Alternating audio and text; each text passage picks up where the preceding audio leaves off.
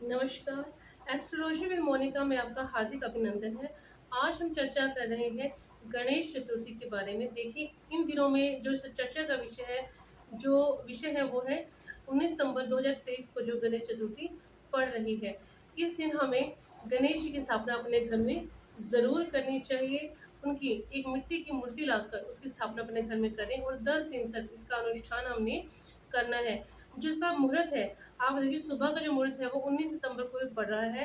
मुंबई में अगर आप जा सकें, जो वहाँ पर गणेश जी की मूर्ति है, वहाँ पर जो गणेश जी का मंदिर है, आप वहाँ सिद्धिविनायक उसके दर्शन भी आप करने जा सकते हैं। उसका कारण क्या है? आप देखिए, जो गणेश जी की मूर्ति है उसमें जो बाएं तरफ की सूंड है वो चंद्रमा का प्रतिनिधित्व करती है, और अगर आप दाएं ओर की सूंडी वाले जो गणेश जी हैं, अगर उसको आप घर सूंड वाले जो गणेश जी हैं उसको अपने घर पर लेकर आते हैं तो वो सूर्य का प्रतिनिधित्व करते हैं। लेकिन अगर जो बाईं तरफ की सूंड वाले गणेश जी हैं, हमें उसकी स्थापना अपने घर में करनी चाहिए, क्योंकि हम गृहस्थ जीवन में हैं।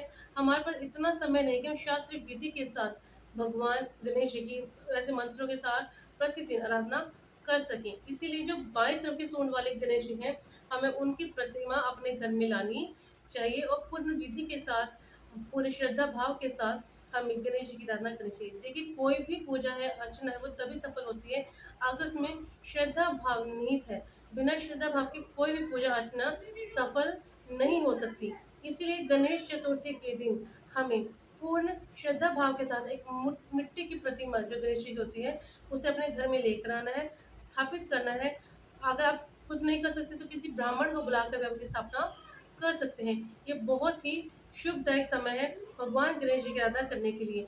अब बात आती है कि हमें कौन कौन से स्तोत्रों के साथ भगवान गणेश की आराधना करनी चाहिए, कौन कौन से मंत्रों का आप अनुष्ठान कर सकते हैं। इस समय में आप मुद्गल शास्त्र के अनुसार और अथर्व शास्त्र जो हमारा है, अथर्व वेद जो हमारा है, उसके अनुसार हम गणेश जी की जो सहस्त्र नाम है, यानी गणेश जी की जो 1000 नाम है, उसका अगर आप प्रतिदिन पाठ करते हैं तो उससे अनेकों अनेकों लाभ आपको प्राप्त हो सकते हैं।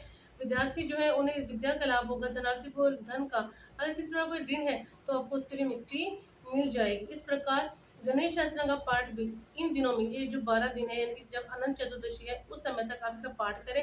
अनंत चतुर्दशी का उसका अनुष्ठान करवाए, दशांश हवन वगैरह आप करवा सकते हैं।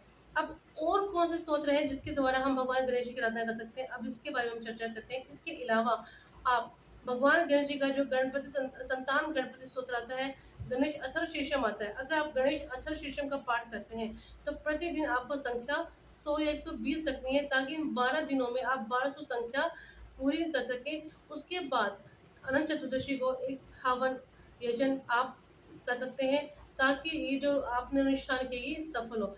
अनुष्ठान अगर आप करते हैं तो पूर्ण विधि के साथ, शास्त्रोक्त विधि के साथ करें और पूर्ण श्रद्धा भाव के साथ उसको पूर्ण करें, तभी उसका फल प्राप्त होता है। तो आप देखेंगे कि इससे आपको अनेकों अनेकों फल, अनेकों अनेकों लाभ प्राप्त होंगे। इसके बाद हम बात करते हैं कि कौन से मंत्र का भी आप जाप कर सकते हैं। इस समय में आप ओम गम गणपते नमः, ओम गम गणपते नमः, दोनों में से कोई भी जो मंत्र आपको उचित लगता है, कि है तो गणपति के दोनों मंत्र है, एक सात्विक है, एक सात्विक मंत्र है, आप कोई भी मंत्र का पाठ इसमें कर सकते हैं। गणेश जी को सभी मंत्र और स्तोत्र बहुत प्रिय हैं। अगर आप इनमें से किसी भी स्तोत्र या मंत्र का अनुष्ठान करते हैं तो आपके जीवन में आने वाली कठिनाइयों से आपको मुक्ति मिलेगी, व्यापार में वृद्धि होती है, धन लाभ की प्राप्ति होती है। संतान गणपति स्तोत्र का पाठ करके संतान में अगर किसी को बाधा आ रही है तो उससे भी आपको फायदा मिलता है। संतान की, एक उत्तम संतान की आपको प्राप्ति होती है। ये जो 12 दिन है, गणेश चतुर्थी से लेकर अनंत चतुर्दशी तक का जो समय है, ये बहुत ही शुभ है। भगवान गणेश जी की आराधना करने के लिए अत्यंत शुभ समय है। कहा जाता है कि अगर आप शुभ समय में कोई कार्य करते हैं तो उसका शुभ फल ही प्राप्त होता है। ये ऐसे ही नहीं कहा गया है, बहुत से ऐसे कारण हैं जिसकी वजह से ऐसा कहा जाता है कि शुभ मुहूर्त में शुभ नक्षत्र को देखकर ही कोई कार्य शुरू करना चाहिए। इसलिए जो ये समय है, ये जो नक्षत्र है, ये बहुत ही शुभ है। इसमें अगर आप गणेश जी की स्थापना अपने घर में करते हैं, पूर्ण विधि से पूजा पाठ करते हैं, तो वह अवश्य ही फलदायी होगा। इस प्रकार आज मैंने आपको बताया कि आप क्या-क्या अनुष्ठान और स्तोत्र इसमें कर सकते हैं समय में। आप ये करें और इसका पूर्णतः लाभ उठाएँ।